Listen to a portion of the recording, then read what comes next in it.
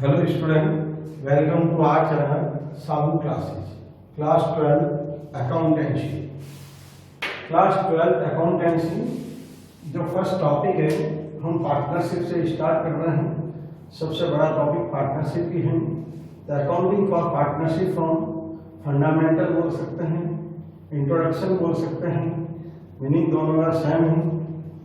First class हमेशा कोई भी चैप्टर स्टार्ट करेंगे थ्योरी क्लास होगी।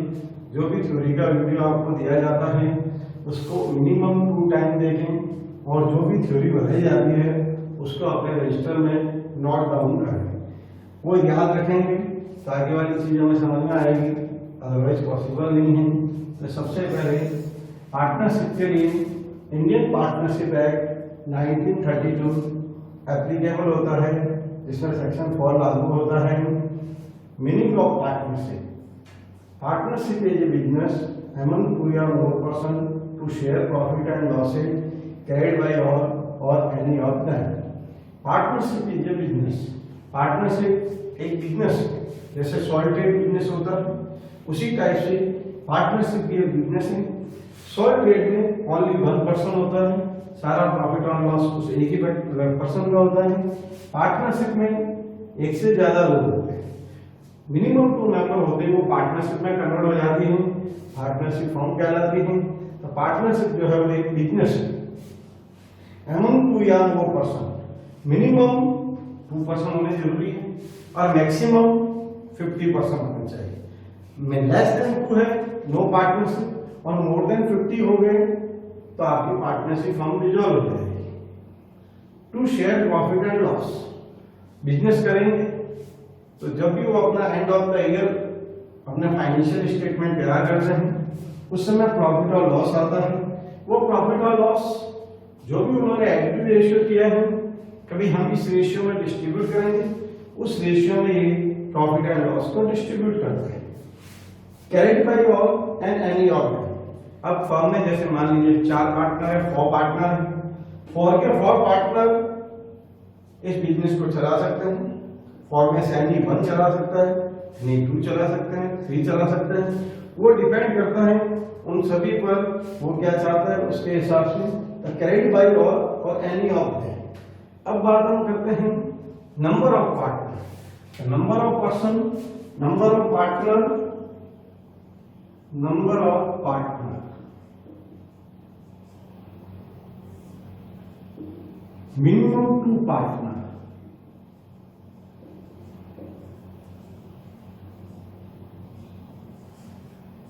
and maximum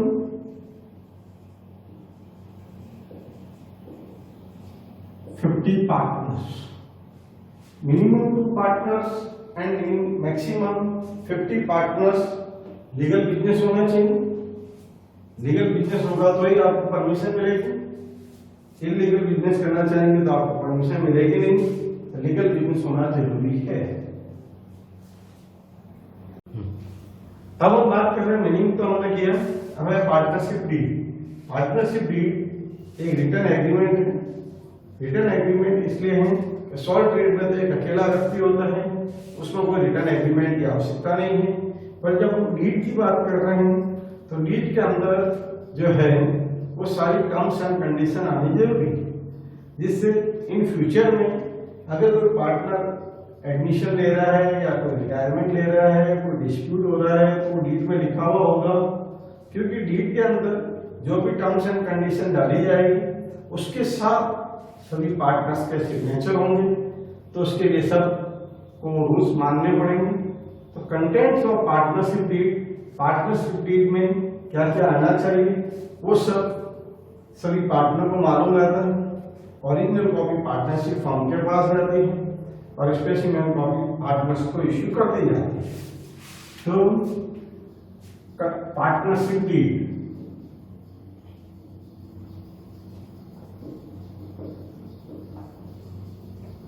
partnership deed contents of partnership deed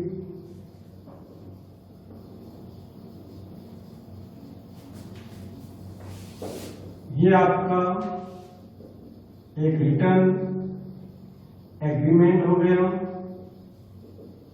जो हर पार्टनरशिप फर्म को अगर लॉन्ग टर्म में काम करना है तो रिटर्न एग्रीमेंट बना के चलेगी तो उसके लिए बेस्ट होगा। अब कंटेंट्स ऑफ पार्टनरशिप डीड में फर्स्ट नंबर सबसे पहले name and address of each partner, every partner का नाम और पता। Next name and address of firm, firm का नाम और पता। नेचर ऑफ बिजनेस, किस टाइप का बिजनेस करेंगे ये मेंशन करना होगा। Principal palace of business,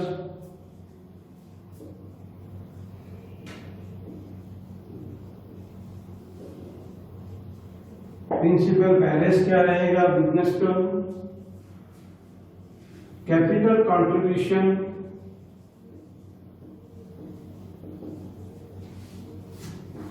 bye each partner, partner capital कितनी कंट्रीब्यूट करेगा फर्म में, उस कैपिटल पर हम उनको इंटरेस्ट ऑन कैपिटल क्या पे करेंगे, interest on capital per annum. अगर पार्टनर को हम सैलरी एंड कमीशन दे रहे हैं तो सैलरी एंड कमीशन कितना दिया जाएगा, salary and commission to partner. अगर किसी पार्टनर ने फर्म को लोन प्रोवाइड किया है तो उस लोन पर इंटरेस्ट ऑन लोन दिया जाएगा। रेट गिवन होगी और रेट नहीं दी हुई है 6% पर एनम। अगर पार्टनर ने फर्म से पैसा विड्रॉ किया है तो वो ड्राइंग हो गए तो उस ड्राइंग पर इंटरेस्ट चार्ज होगा, interest on drawing per annum, ये भी डीड में लिखा हुआ होगा। फिर है profit sharing ratio, profit sharing ratio given होगा, not given then equal ratio. Ratio आपके दिया हुआ होगा, नहीं हो तो हम इक्वल रेशियो में जाएंगे। उसके बाद में rights and duties of each partner, her partner की राइट्स क्या होंगे, ड्यूटीज क्या होगी वो। उसके बाद में अगर पार्टनरशिप फर्म चल रही है और पार्टनर के बीच में कोई भी डिस्प्यूटेड मैटर हो जाता है तो settlement of dispute, settlement of disputes, banking system क्या रहेगा और फाइनेंशियल ईयर जो नॉर्मली 1 अप्रैल टू 31 मार्च चलता है। तो ये बात हुई partnership deed. Contents of partnership deed जो ऑरल और रिटन दोनों होते हैं पर मैक्सिमम केस में रिटन ही एप्लीकेबल है। तो सबसे पहला एवरी पार्टनर का नाम और पता, name and address of each partner, name and address of firm, firm का नाम और पता, नेचर ऑफ बिजनेस, किस टाइप का बिजनेस कर रहे हैं उसकी नेचर कैसी होगी, principal palace of business, business का मेन ऑफिस वगैरह कहाँ रहेगा, capital contribution by each partner, कितना कैपिटल का कंट्रीब्यूशन किया गया अभी पार्टनर के द्वारा वो मेंशन हो जाएगा। उस पर हम इंटरेस्ट कितना पे करेंगे, रेट पर एनम क्वेश्चन में दी हुई होगी, रेट दी हुई है तो आप इंटरेस्ट पे करिए not given, no interest provided. Salary and commission question में लिखा हुआ है, आप सैलरी भी पे करेंगे, कमीशन भी पे करेंगे। Not given, not provided. Loan, अगर किसी पार्टनर ने फर्म को लोन दिया है तो उस लोन पर आपको इंटरेस्ट ऑन लोन देना है। रेट गिवन होनी चाहिए। रेट अगर नहीं दी हुई है तो 6% पर एनम देंगे। ये लोन पर जो आप इंटरेस्ट देंगे ये हमेशा प्रॉफिट एंड लॉस में दिया जाता है, प्रॉफिट एंड लॉस एप्रोप्रिएशन में नहीं आएंगे। ड्राइंग, इंटरेस्ट ऑन ड्राइंग के पार्टनर ने फर्म से पैसा विड्रॉ किया है तो उस पर इंटरेस्ट चार्ज करना है, और वो भी रेट दी हुई होगी तो आप इंटरेस्ट चार्ज करेंगे। रेट नहीं दी हुई है तो इंटरेस्ट ऑन ड्राइंग चार्ज करने की आपको आवश्यकता नहीं। प्रॉफिट शेयरिंग रेशियो गिवन होगा, उस रेशियो में प्रॉफिट डिस्ट्रीब्यूट करना है। बाई चांस आपके क्वेश्चन में प्रॉफिट का रेशियो नहीं दिया हुआ है तो आप इक्वल रेशियो में जाएंगे। Rights and duties of each partner, जब इतने लोग होंगे काम करने वाले पार्टनर्स तो हर एक को अलग अलग काम का डिस्ट्रीब्यूशन कर दिया जाता है, जिससे अगर कोई गड़बड़ हो तो हम उस पार्टनर को कह सकें कि भैया ये तेरे काम में गड़बड़ हुई है। तो rights and duties every partner को दे दी जाती है। कोई भी अगर डिस्प्यूट होता है तो उसका settlement of dispute. Banking system, क्या भाई कैश का क्या सिस्टम कैसे क्या रहेगा, मैनेज कौन करेगा। और फाइनेंशियल ईयर जो 1 अप्रैल टू 31 मार्च वाला हम यूज में ले रहे हैं। अब हम बात कर रहे हैं एब्सेंस ऑफ पार्टनरशिप डीड। अगर क्वेश्चन में कुछ भी नहीं दिया हुआ तो अपन यही मानेंगे कि partnership deed are available. Question में हर बार नहीं लिखेगा कि अवेलेबल है या नहीं, कुछ भी नहीं लिखा हुआ तो ये मानना है पार्टनरशिप डीड अवेलेबल है और उसमें जो दिया हुआ है वो सब आपको पे करना है। अगर एब्सेंस ऑफ पार्टनरशिप डीड होगा तो क्लियर लिखा हुआ होगा एब्सेंस ऑफ पार्टनरशिप डीड या no agreement available. Absence of partnership deed,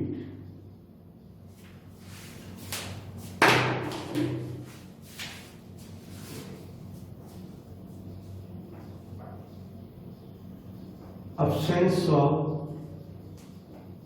partnership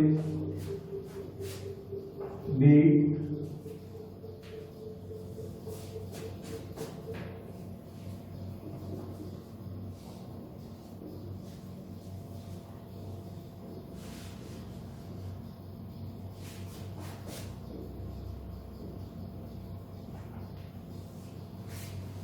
absence of partnership deed या नो एग्रीमेंट रिटर्न, इन्होंने कोई डीड बनाई नहीं।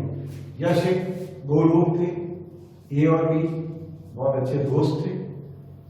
दोस्त है, दोस्ती करते करते उन्होंने कहा दोस्ती थी, उनकी पढ़ाई उन्होंने साथ में की, फिर उन्होंने सोचा एक बिजनेस करते हैं। बिजनेस करते हैं तो दोनों दोस्त थे, हम तो अच्छे पास फ्रेंड है, दोस्त है, तो हमने कहा डीड वगैरह की जरूरत है, दोनों ने एक दूसरे से बात ही नहीं की और इन्होंने बिजनेस स्टार्ट कर दिया।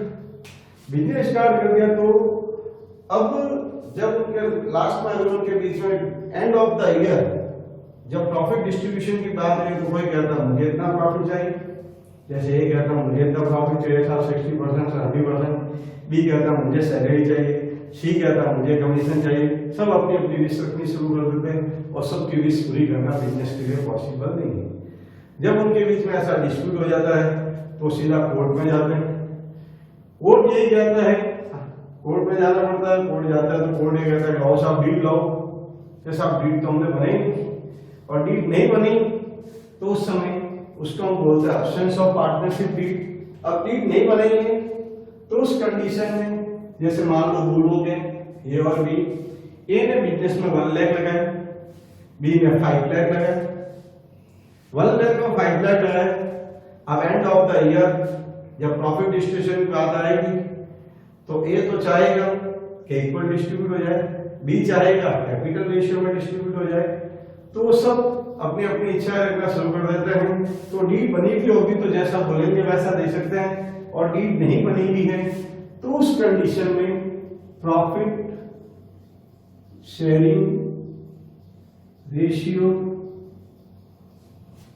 इक्वल, 2 पार्टनर है 1:1, 3 पार्टनर है 1:1, 4 है 1:1, इस टाइप से प्रॉफिट शेयरिंग रेशियो आपका क्या रहेगा, इक्वल। और अगर किसी पार्टनर ने फर्म को लोन दिया है तो उस लोन पर interest on loan 6% per annum applicable होगा। अब कैपिटल चाहे उन्होंने जो भी लगाई है उस कैपिटल पर किसी भी तरह का कोई इंटरेस्ट नहीं दिया जाएगा, चाहे पार्टनर कितने भी डिमांड कर दे। एब्सेंस ऑफ पार्टनरशिप डीड है तो नो इंटरेस्ट ऑन कैपिटल। अब जैसे किसी पार्टनर ने सैलरी की डिमांड की है तो नो सैलरी, कोई सैलरी नहीं देंगे। कोई कमीशन या रेम्यूनरेशन की डिमांड की है तो नो कमीशन या नो रेम्यूनरेशन।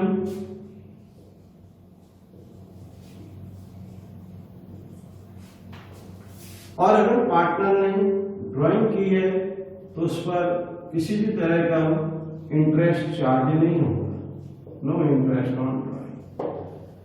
मतलब ऑब्सेंस ऑफ पार्टनरशिप डीड है।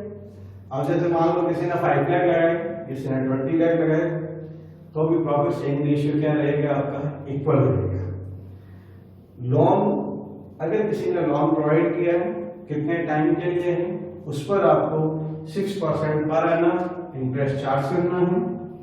Interest on capital, no interest on capital, no salary, no commission, no remuneration and no interest on loan.